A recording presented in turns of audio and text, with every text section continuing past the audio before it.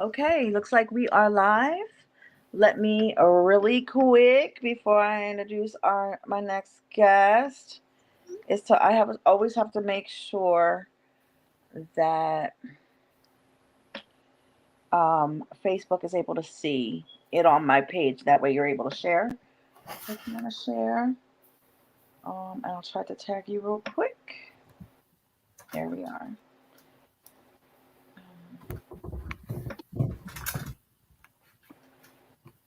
Um, Never makes it public. I don't know why.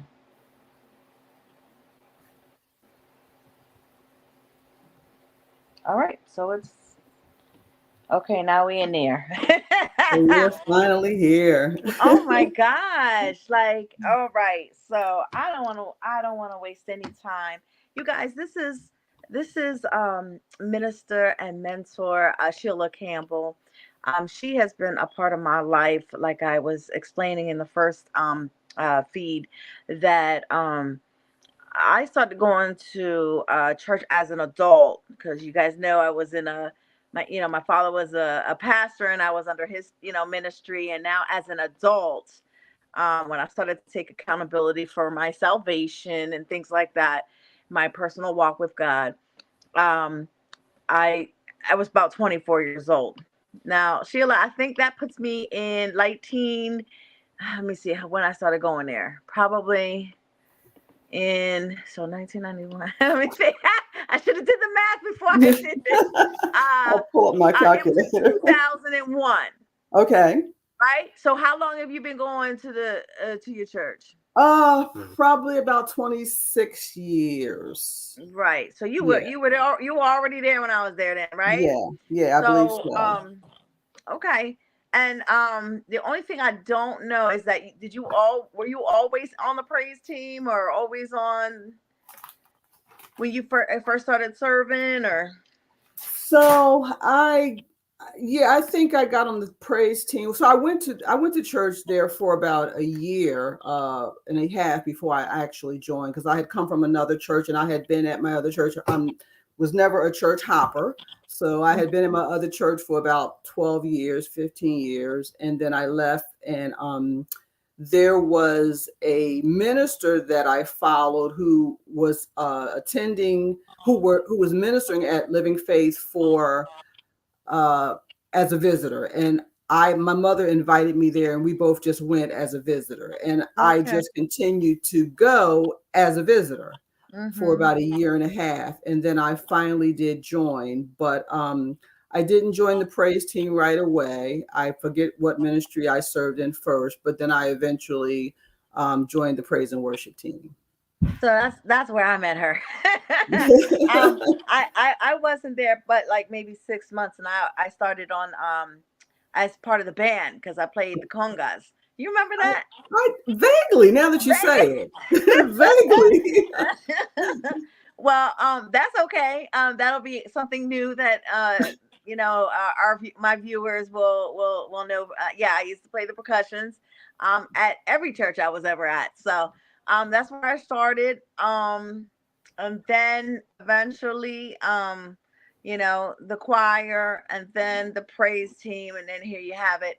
And now I'm starting to develop relationships because one of the things I did not do very well was have healthy relationships, right? And even in church, even with my father's ministry, I didn't have healthy relationships, on the praise team. So I was already going in to the music ministry already with my guard up. I didn't trust a lot of women in my life. I've been hurt by plenty of women in my life, and a Mhm. lot of it had to do with just the way that they looked down on me. Back when I was growing up, having kids out of wedlock was kind of like frowned upon, and it didn't matter what church I visited. I felt that strong, and I also felt that women were particularly very protective over their own husbands when I was around. So that's just the truth. That's the gist of it. And I don't know if I've ever shared that with you. Um, but eventually, as the years have gone on, and now I'm a decade in. I'm a decade in into the ministry. I'm developing really good friendships in the music ministry. I don't feel like there were groupies in the ministry. They might have Mhm. been, but I didn't feel like, for me, in my Mhm. opinion, I didn't feel like it was really much of none of that. Um, um, I know some people have left because they might have felt that way. Mhm. But it really is. I felt like everybody who was in leadership and in position, um, I felt like they had a good godly structure with them, and that's just my experience. Mhm. I started to admire you with praise and worship. You led, and when you lead, it was really the truly the presence of God. And so I really started to gravitate to you. I don't know why. I just did. And I couldn't explain it, but I felt like a connection with you. And so as the years have gone on, and you now are becoming you now are the leader of our small group, right? Do you remember what it was called? Because I'm having.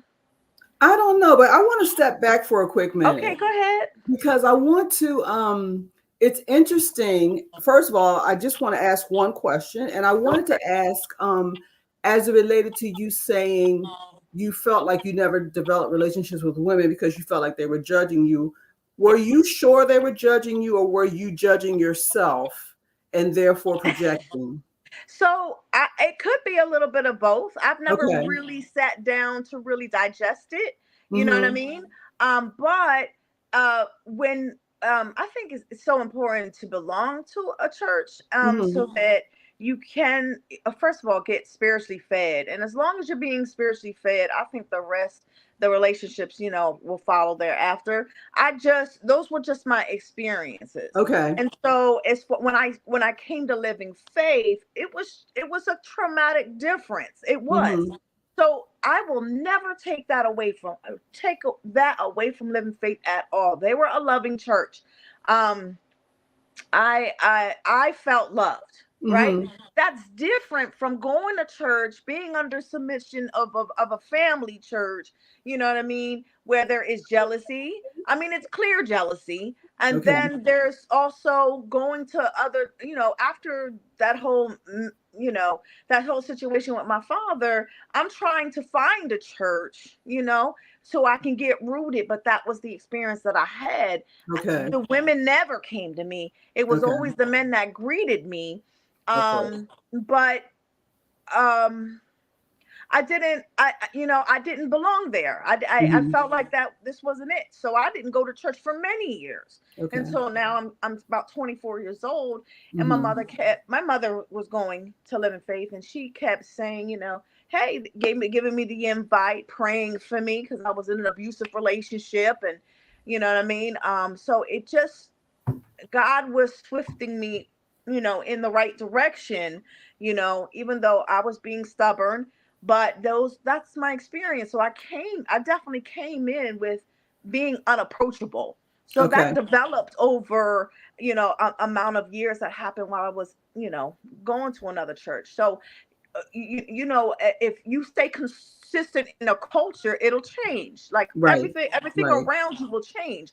And so I started to bring my guard down because I've never experienced healthy relationships with women before. Mm-hmm. And one thing I particularly like is how the women in the church stepped up in creating those, even all the way to the young adults when I was a young Mm-hmm. adult, and I just felt like personally, these young adults don't have any children, so I never placed myself there again, putting Okay. my guard up. So I never got involved in the youth, and I'm sorry, in the young adult, even though I was young enough to be in it. And I believe, yeah, did I miss out on some opportunities? Probably. But I still got what I needed, you Awesome. know? I still got what I needed. And so I did a lot of observing to see who I could trust. And you were one of them. I'm getting emotional. I'm sorry. Oh, I'm honored. I'm honored.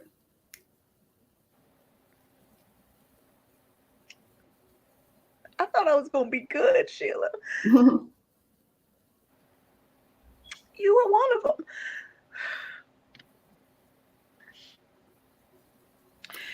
And did you want to say something? I'm sorry. Yeah, well, it's interesting that you say that because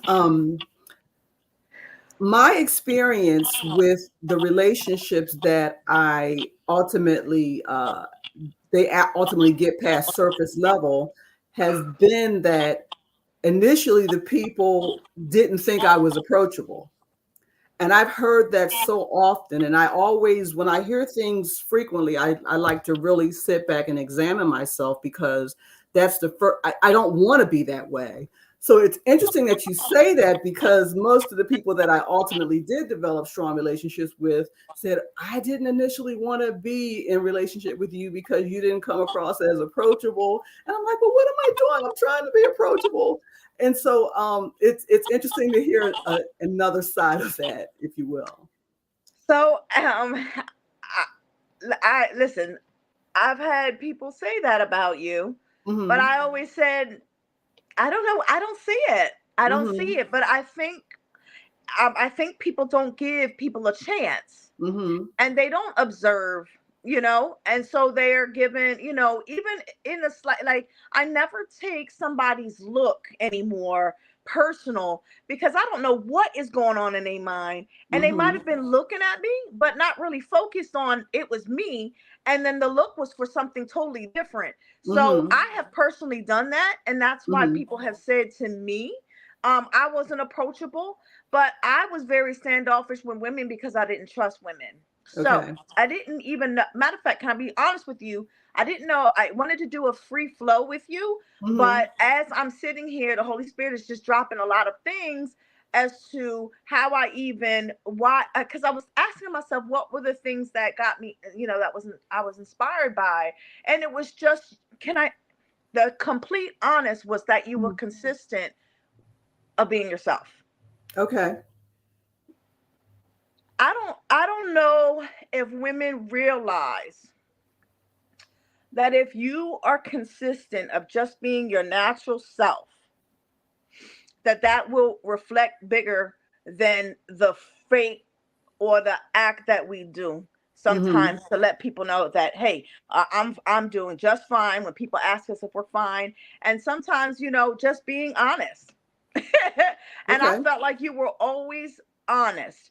And again, it took me some time to even warm up to it. It was to anybody, right? Hmm. But God just made me, just for, I don't know, it was your consistency, the way that you even in practice, how you took it serious. You know what I mean? Like, we didn't just come there to just to practice a bunch of songs. No, you took it to worship, because that's the kind of person that you are. We won't really, really know anyone unless you spend time with them. And Right. so I felt the time that I spent with you just in the settings of the ministry that we served in allowed me to see your heart. Awesome.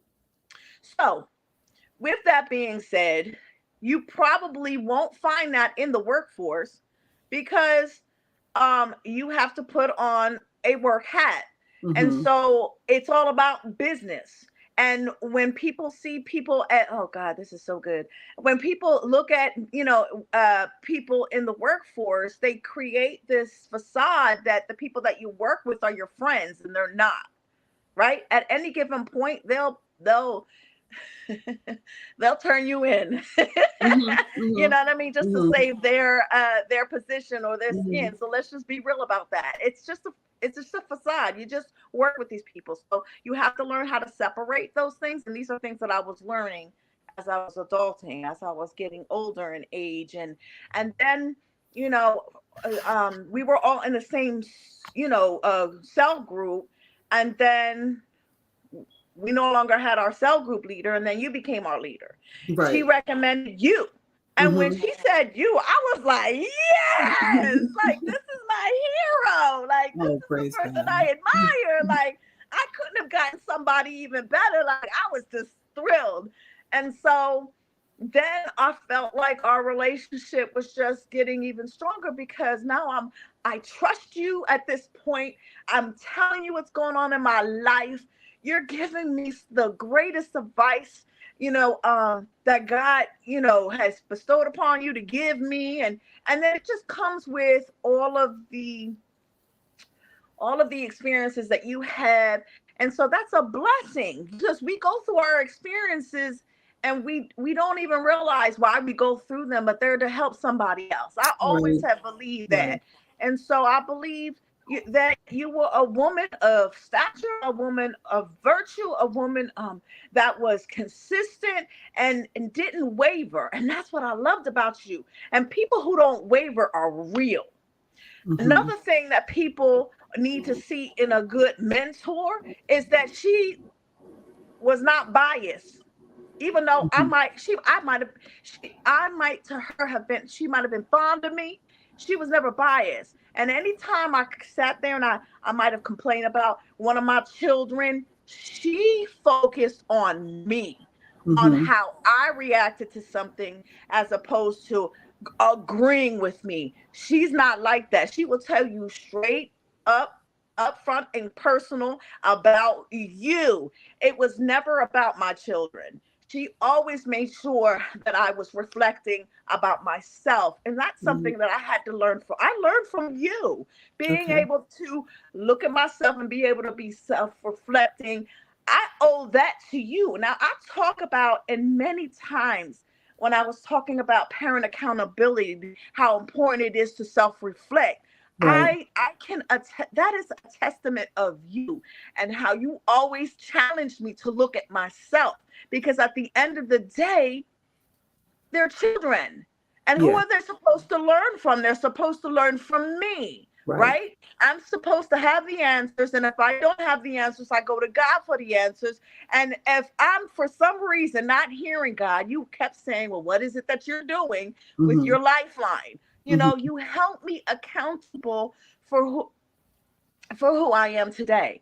And so I've been inspired immensely by you. Now, I am not to sit here to say that I have arrived as I still make mistakes and you still hold me to those, right? You still make sure, like, you need to think about this and you need to think about that, and all for the purpose of, for my mental health. I know that Hmm. you know that I have struggled with that, even Right. just within my own family, right? Hmm. And that's no that's between you and me. That's not a secret to me no more.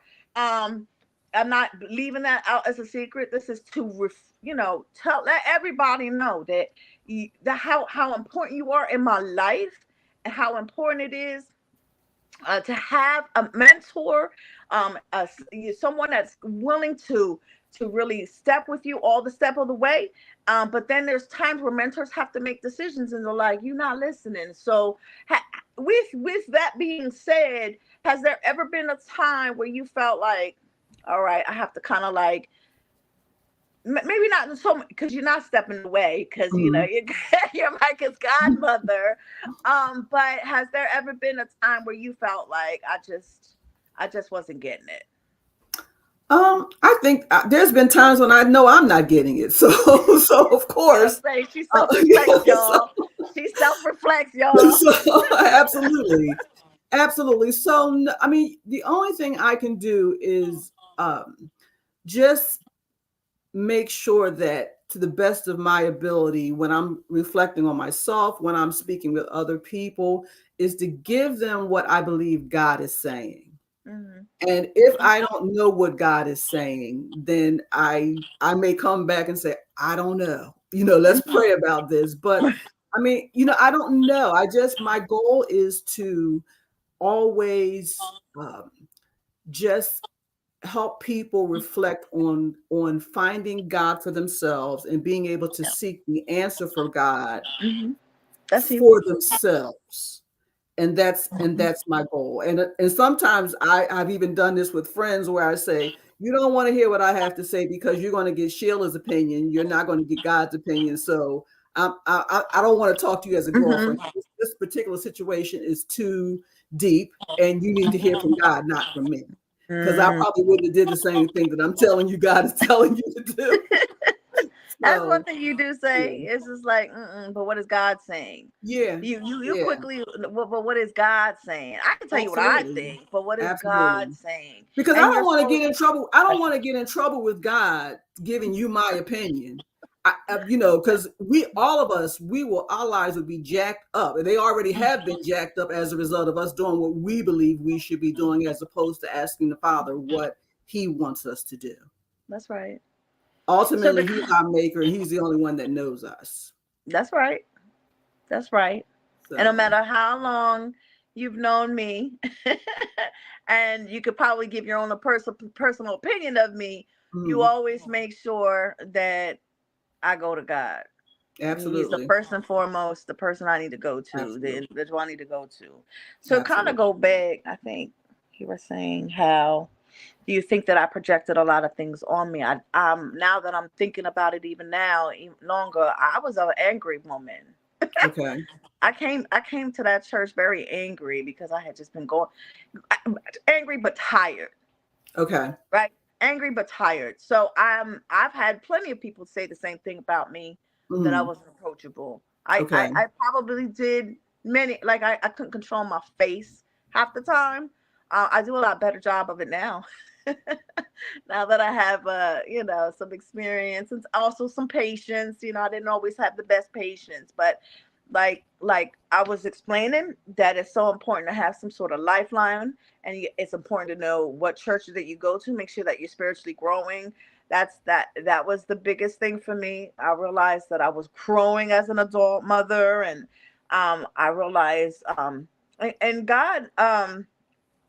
God was able to change my heart, you know. So, But I've never seen you as unapproachable. but You have I've been told the too. most inviting spirit about you. You're warm. You can Oh interface with almost anyone. I have man, never viewed you as somebody that could really, not be approached at all. You have a sweet, thank you. friendly spirit. So a lot of times the things that we feel on the inside, Mm, we start to project and say, I know this is how they see me. And we may not have this conversation out loud, but that's what's going on, the turmoil that's going on in the inside of us, where we start to say that people see us the way we really see ourselves. mm. Well, And we that's may good. think that's what we truly deserve in terms Hmm. of how that we think they view us, because we're down on ourselves about that particular situation. But I've never seen you that way. Well, thank you, thank you. Um, it's true, and I really feel that was one of the reasons I needed therapy. You know Hmm. what I mean? To see that I did project a lot of um people's reaction to me. Like, Hmm. if I just felt like I was just telling my daughters yesterday that I was singing at an event, and there was a young lady who sat literally right in front of us. Now I was already upset that my stockings didn't, I had to take off my stockings. I didn't shave my legs.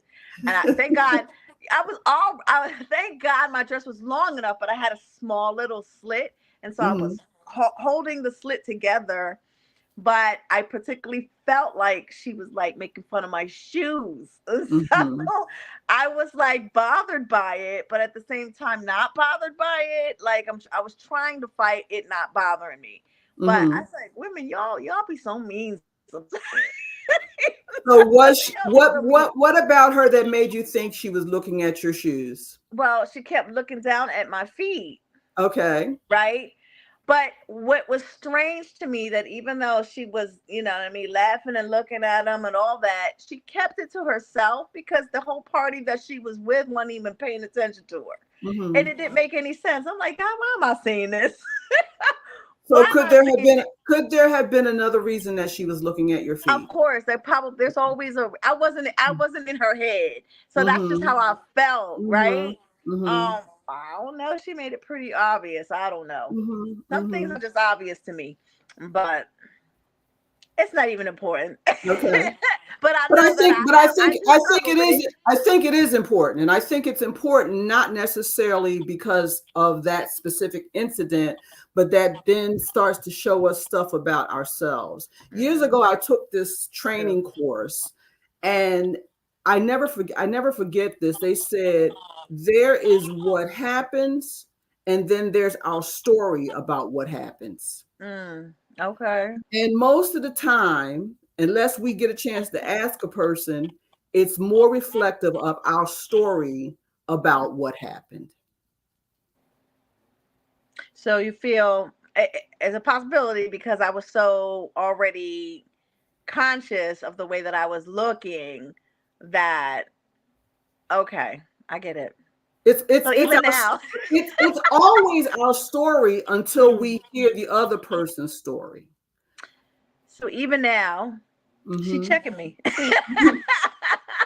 And that is But it what she does. is, And yeah. that is what she does. That you're just consistently, you know Hmm. what I mean, always in the headspace of being able to really truly help people. Hmm. And so I thank you for that. I thank you for that. I thank you for the correction you've given me over the years. I thank you for just being Sheila. Sheila in my life, her and her husband has been when I was going through my adult trauma, it affected my entire family, and the Lord just really just laid it in my heart to ask her if she'd be Micah's godmother, her and her husband, godparents. And without hesitation, when I asked her, without hesitation, she said, absolutely. So correction, we were Oh, asked prior to you. oh, you okay? I Yes, think okay. yes. I do remember. Okay. Yes, I didn't know yes, that. I don't think yes. I didn't know that Okay. he had approached you. Okay, so you want go ahead, Hmm. share that story. Yeah, so we used to work with your ex, and I did, and he approached me one day at work and said, "Hey, would you be our child's?" And he wasn't born yet. "Will you be our child's godparent?" And he said, "Do not tell your husband because I want to personally ask him." And so we waited, and then whatever happened happened, and then later on you came and asked. Mm, And there wouldn't have been a hesitation even if you had, but if I hadn't been asked first, but there was no hesitation wow. because we had already talked about it and we had already decided yes. And even that's like an amazing story because It is. I have I almost forgot it.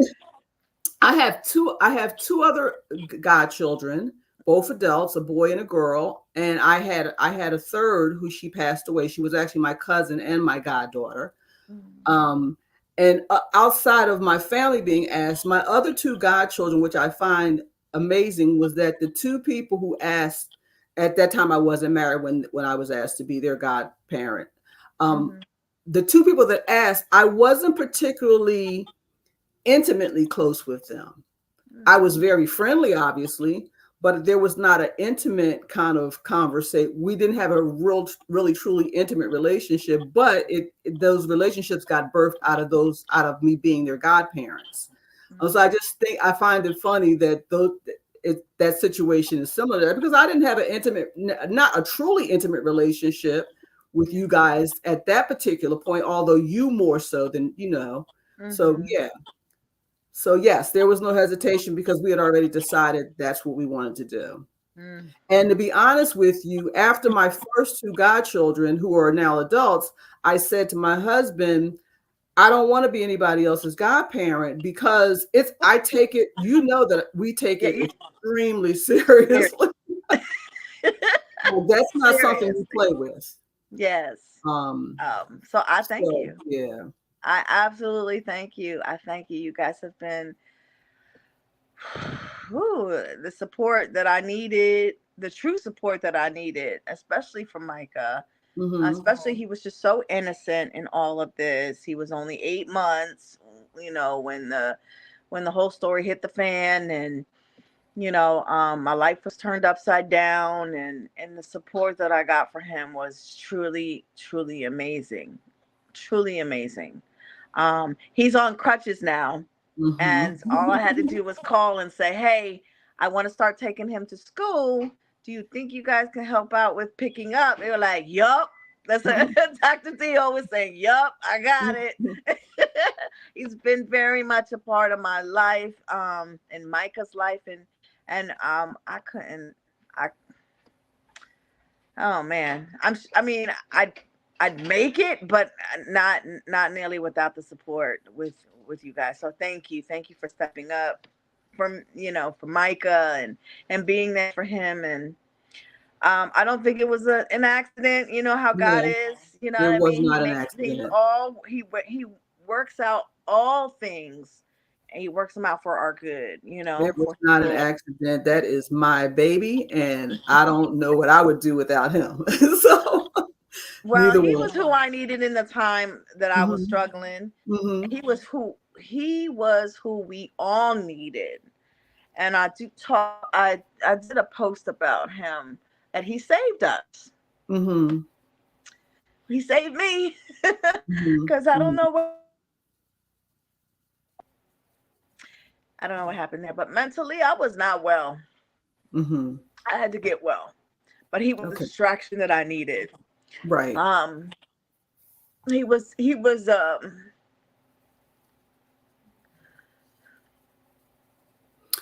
the gift that you needed. He's the gift that you needed. And he's the gift that the world that he's going to impact needs, because he is an amazing boy. He's compassionate. He has the hugest giving heart.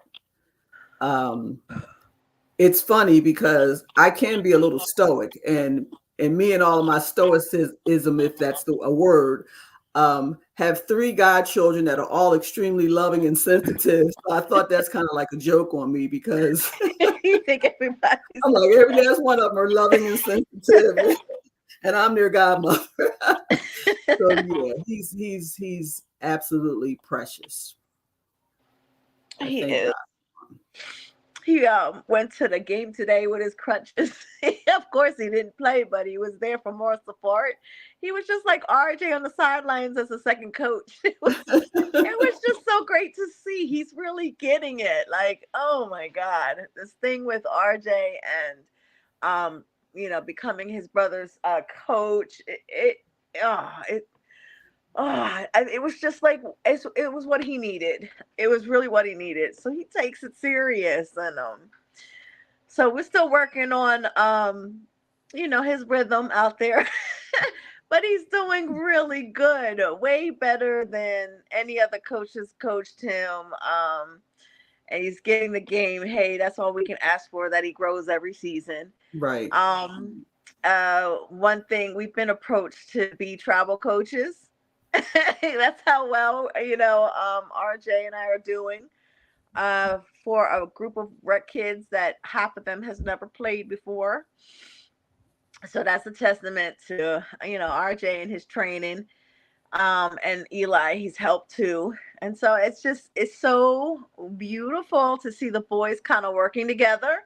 Yeah. Um, so I'm happy about that, and it's just bringing the kids closer again. Hmm. Um, so now the new addition was Tia. She has her baby, and she's here with us. So Awesome. I'm just really appreciating the time with him. And his name is Ezra. I know I haven't Beautiful. yeah, I haven't had a chance to post it, but surprise, that's the name. And I'm excited about his birth. Woo! All right. What was so that's I wanted to touch base about how really involved you are in my life. Um uh and whew, what was our notes? what was So you were what was talking our notes? about you Oh were talking man. you were talking about that. So why are you normally this this Emotional? No, Yes. no, absolutely not. No. I tried to keep it together. I Mhm, probably mhm. had maybe in the beginning of season one where I teared up a couple of times because stuff was emotional. Um, like when somebody was sharing their story. But no, I'm not this emotional. Ugh. Good Lord. But that's how important you are to me. And I wanted everybody just to get a snippet of, I'm being for real when I say some of the things all the things that I've said. And Mhm. that I wanted to celebrate those who inspired me to be who I am today. And that it really showcases how important your inner circle is. Yeah. You cannot well, I mean, you can do a lot of things on your own merit, on your own strength, but how much more greater will you accomplish and also be much more successful when you have a circle that really supports you, that really do love you, that really wants to see the best out of you, that really wants to pull, attributes that you didn't think were even there. Like it's all of those things. They all go together. And Right. Right. um Right. man, I hate to go off screen to see what I text you. Oh man! All right, give me a second. Did you have Mhm. anything you want to add? Oh, I have So to I, see. I just I was reflecting on the name of your show. Yes, Tell me about it. yes. So it's called "They Took My Choice Away," right? Mhm. Survivor Series, Okay. and it's a platform specifically for those who have endured any type of trauma, right? Mhm. Sexual, you know, abandonment, where and a lot of it is a very very horrific stories, domestic violence. It's a platform for that. And the reason why I say that is because most of the times when it stems from our childhood, Mhm. right? A lot of the situations that we even put ourselves in domestic violence relationship is it stems from your childhood, things that you lacked in your childhood that didn't prepare you for healthy relationships as you become an adult. And Right. so it's really I really focus on what happened in your childhood, that got us to the point of where we were. And then it's really about the survivor part of it, is that we may have gone through it, but we are persevering. I don't have anyone that hasn't been completely, it's not something that you're going to be always whole from, because you're going to have triggers and things like that. But you're in a mental health state, and a lot of people are advocating for others because of their past trauma. So really, it's when you've been victimized as a child, your choices are taken away at this point. And so that's really what where it came from. Because when I was a child and the things that happened to me, I'm like, what choice did I have but to endure it until I finally said I spoke up about it, or and that's when I start to get my power back. But if I'm not being rehabilitated as a person, as a responsibility as my parent, to make sure that I get rehabilitated, then what choice do I have in that until So I this become an is, adult? is this season 3? This is season three. Okay. It's ending Okay. season 3. So Mm-hmm. it seems to me that now you have taken your choice back. That's true. And so I understand, the importance of delving into what was taken from me as I was younger. I Mm-hmm. understand because I've been through some things. I understand that. But at this point in your life, you are beginning to shift and you are beginning to take your choice back. Mm-hmm. And I'm not downplaying people who have been victimized or traumatized or in any type Right. of way, because we all had our experiences. But you have now taken your choice back. And you're no longer a victim, you're a victor. That's right. Um, and you There are you go. a conqueror. Mm. Amen. You are a conqueror. So while we reflect, and when I think about Daniel in the lion's den, or when I think about some others who have been in the fire, and Meshach, Shadrach, and Abednego, and it says they went through it, but when they came out, there was no residual smoke on them.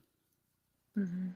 And while it's important to acknowledge certain things, at what point do we start saying, okay, no longer victim, Mhm. victor, no, I'm now beginning, I'm now conquering. They took my choice, but now I have it back. At what point does the situation and the conversation acknowledge it but shift? Because even when I think of testimonies and I think of the word testimony, you tell your story, but at the end of the day, the testimony is the victory side of Mhm. it.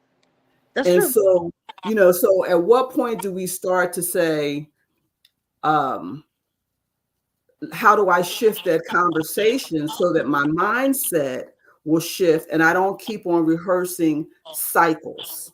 How do I acknowledge what happened, but I don't live in a cycle of retelling? Mm. Yeah. So every interview that I have done or do, that's the focal point is to Okay. get to that, right? Okay. But I think it's very important to be relatable to people because these Mm-hmm. are topics that people won't even discuss, Mm-hmm. not even with family members, even in your immediate family members. There's a lot of people that have that are now adults that have never even shared it, right? Right. And Right. so and part of the game here, or the goal, not the game, but the goal is for people to know that um that is that is pretty much what happens when you are a victim, but we always support. Now let's work on the journey to wholeness, to healness. So the title is not to be, to stay in a thought process of I'm just telling my story. No, the game, the goal is to always support it in, okay, now let's get the therapy. Let's start getting whole, because people will be in their adult stage, never have ever done anything about it, and how much more they would be um you know ready now to start a healing journey, because now they've heard the story. Okay. Because when they think about it, my choice was taken away. it Mm-hmm. it took me to hear somebody else's story and make reference to that's how he felt, and I can never put it on me, like it put it into words, like why did I let those things happen to me, because I'm not thinking they took my choice away. Mm-hmm. How could I have done anything about it? And so that's what inspires the broadcast, and why Okay. it's titled They Took My Choice Away. And if you do join the group, I do explain this Okay. in my bio of the group. Okay. So, and I keep that a very private group, for those who either have blessed the platform, or, just so that we have a safe space to be able to Got it. share. And I'm constantly sharing content on there by other survivors that have shared their story, that are doing phenomenal in their testimony and taking it to great lengths and really helping heal, one person at a time. So that's really why it's called They Took My Choice Away. One, so that it piques the interest of what is this really about. But Mm-hmm. once the interview goes, you see that it's the end. The goal is to really promote healthy mental state, and to help the person go into. Awesome. Okay. Yep. Okay. I But think thank you for. one of the questions that you had, although we didn't have any discussions, you had shared with me is, where do I see you now? Hmm. And I see you now like I've always seen you, like somebody who's extremely powerful, but may not realize just how powerful they are. Um, Someone who is giving, but need to give a little bit more to themselves so that they can be charged up and ready to give all that God has for you to give to the world. There is never a battle wasted. I think about Jacob and how when he wrestled with God. We know it was God. How he was wrestling because he had all this inner turmoil about who he was and the fact that he was a deceiver and all of those things that he was. And all along, God had something great. God changed his name and finally said, everything that you were wrestling to get was already what I had for you. Now I have to impair you just a little bit so that you can realize that my plan for you has always been good. And so there's never a battle wasted at all. I think about David, who was already anointed, but he had to fight Goliath to get to the kingship. I think about Jonathan's son, Saul's son, Jonathan, and his son, Mephibosheth, who was eventually crippled because of his nurse carrying him and dropping him. And how David, when he established his kingdom, how he went and he looked for Mephibosheth, who was down in Lodabar, the lowest place that a person could be, taking handouts. And when Mephibosheth finally came into contact with David, how he said, I'm nothing but a dead dog. How dare you invite me to sit in your palace? I see you as somebody who's great, but needs to really realize, and I mean believe, who you really are. That's how I see you.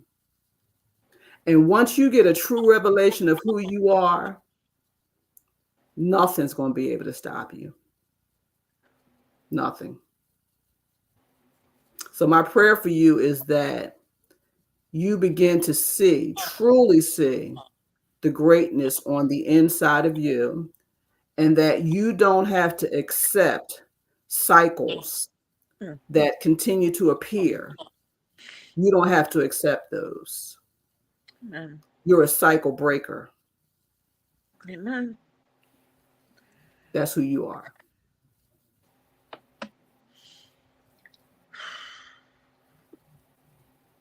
That's who you are. Thank you. You're welcome. Woo. All right. Well, y'all saw my ugly cries. Mhm.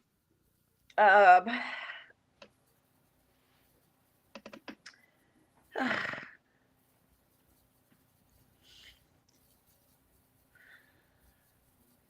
thank you. You're welcome. Um, that's why she's part of my team. She's part of my circle. I mean, get you one of these. Get you one of these. She's a wonderful mentor. Uh, you'll as you catch the replay, you're gonna see she checks me, but she loves me, and I know that, and that's what you need. You need somebody who's not going to be your friend. Like, she's not that person that's gonna be mentoring you. They gotta be able to be straight up, and you gotta be able to receive from them. It's a two-way street. Like, she didn't take up mentorship just to make it a thing. It's it's a lifetime commitment, to be the way that she is. I can't I just wanted to give you your flowers. Thank you. I Thank you. love you. Love you Be too. as consistent as you need to be, because you are helping people. And um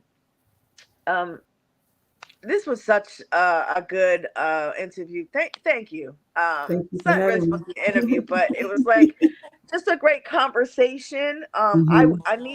I wanted everybody to see that um, that I um, I accept accountability in my life. I accept it. I accept people to pull, to bring that to my attention, how I needed to stay accountable. You know, keep yourself accountable, so that way you don't have to be concerned about what other people are going to talk about you to the day you die. I guess what I'm saying is, but as long as you're holding yourself accountable, like, then there's nothing that you need to be concerned about, because you're holding yourself accountable. It's great to hear other people's, feedback about you. But when you're holding yourself accountable, you'll be able to decipher, what is what and what you should listen to. Not everybody that speaks into your life means well.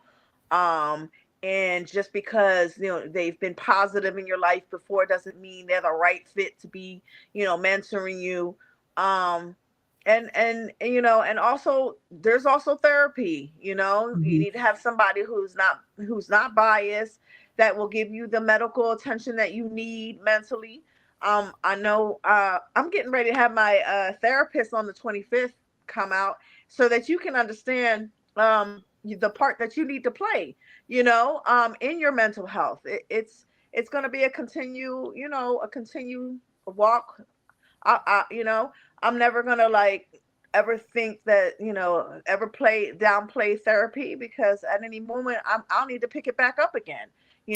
Life be life in, and so, we need to take that serious, because who else is gonna do it? We have to do it. You know. Amen.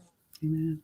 So, is there anything you want to end? Because I No, mean, you done no, had me plastered to the wall almost. So. no, I'm honored, and just for those who are listening, to make sure that whoever uh, you allow to mentor you has a mentor, because Okay.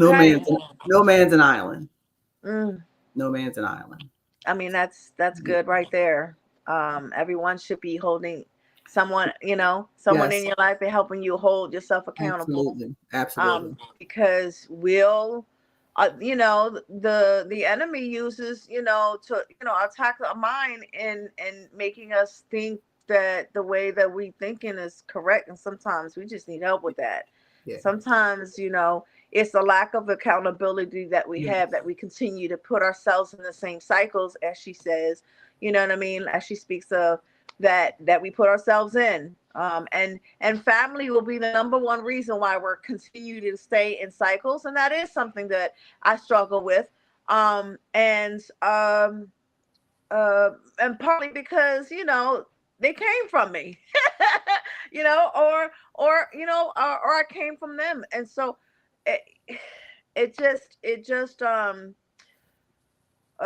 goes to show that there's always room for growth, no Amen. matter what age that you're at, what Amen. age you're in.